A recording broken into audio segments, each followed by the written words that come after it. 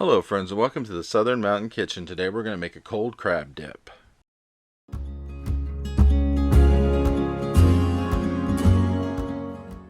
So what you see on my counter is what we're going to use to make this dip, and really it's not hard to do. There's just a little bit going into this, from some seasoning, some flavoring, some mayonnaise. You're going to have your green onions, some cream cheese, and then there's the crab. Now, I went to the store to get real crab for this because I really wanted to make this recipe and I really wanted to do this video.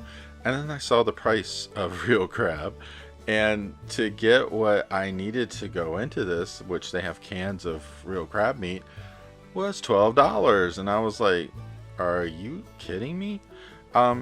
Yeah, there's no excuse for the way we're being gouged on prices these days, but that's okay. We're going to move past this because I'm going to use imitation crab. Because you only need about 12 ounces of crab in this, and I can use the imitation to get what I need out of it. Because basically you're going to have to shred it up a little bit more because, you know, these are larger lumps and it is what it is. But, you know, they really need to stop gouging us at the grocery store. So we're going to work forward with what we've got, and we're going to start with our green onions. So basically what you're going to do is make sure, one, your green onions are washed. And two, we're going to cut off the part where the root was and the very end where it might have been wilty. And then we're going to go through and we're going to slice these onions into little pieces to where they're not overly huge. We just want them to break up once we're actually mixing up the crab dip. And it's really not that hard to cut these into small enough pieces to make that happen. And you're going to cut through the white and the green of the green onion. We just want to make sure that we get every bit of this in there that we can use. Now, with my green onions, for some reason, when I went to the store and bought these, they were huge. I mean, really huge. But that's okay, because I like onions, so it works for me. You really just need 2 green onions in this. So if you have smaller ones than I have, it's okay. So we're going to go ahead with our second one. Go ahead and cut it up. And make sure that we get it sliced up just like the first one. As you are breaking this up with your knife and cutting it up, sometimes these will stick together a little bit, so make sure that you break apart the pieces that are stuck together, because sometimes the knife doesn't go all the way through, sometimes it does. But we're going to go ahead and just cut this up completely, and then we're going to move on to the next step. Now, in our bowl, we have a block of cream cheese, which is typically the 8-ounce thing.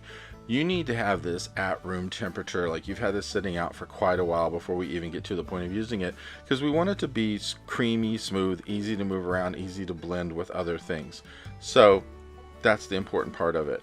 So once you get all your onion cut up, we're going to put this into the bowl with the cream cheese and just layer it over top of it. Doesn't really matter how it goes in, because we're going to end up mixing this all together in a minute anyway.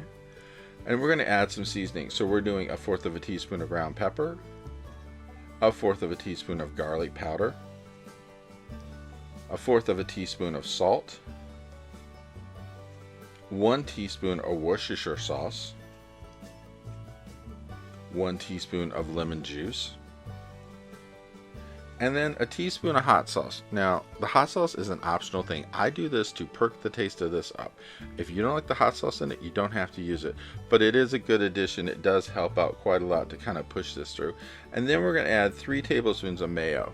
Now, when you go to mix this up later after the crab is in, if it doesn't mix up well enough to hold together, you can add a little more mayo to it. It really just depends. Because sometimes when you're putting the crab in, maybe you put a little more than you should, then you need a little bit more mayo. And that's perfectly fine. And as I said before, we're going to use 12 ounces of the imitation crab meat, or if you have the real stuff, you're going to use 12 ounces of the real crab meat. Now, being that these hunks of imitation crab meat are really big pieces, we're going to break them up with our hands to get them into the mix, because they're not going to break up when you're doing this with a fork, because you really need to make sure that you're kind of consistent with the size of the crab pieces that are in there. You don't want one really huge piece that got missed with your fork to make its way through to the end. So we're just going to go ahead and break this up as much as we can and shred it. You probably could put this through some kind of a food processor before you do it. There's only one problem with that. If you do, it might literally shred it too much, and we don't want this being all crumbled, powdery, pasty, whatever, that really doesn't have anything to it. We want to have a little bit of consistency here with the crab to where it actually has some decent sized pieces, but not huge.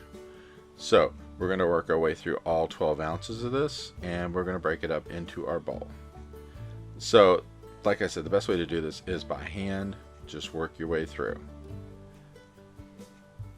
And as you're seeing, it really doesn't take all that long to break this up, even for 12 ounces, because, you know, it's not bad.